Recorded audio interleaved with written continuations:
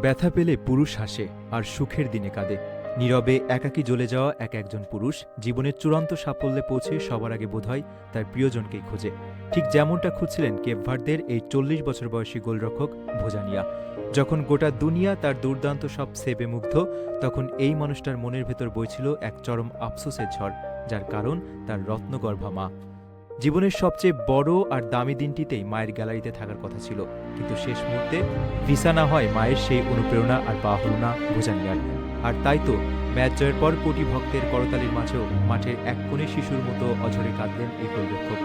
জীবনের প্রথম ২৫টি বছর যিনি প্রফেশনাল ফুটবল ক্যারিয়ার শুরু করতে পারেননি, খেলেছেন অপেশাদার স্তরে, সহ্য করেছেন শত লাঞ্ছনা আর অবহেলা, তার জীবন যেন এই ৪০ বছর বয়সে নতুন করে শুরু হলো।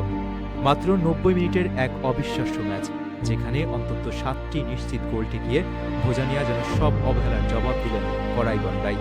আর এই ৯০ মিনিটেই বিশ্বজুড়ে কোটি মানুষের মন জয় করে নিলেন তিনি।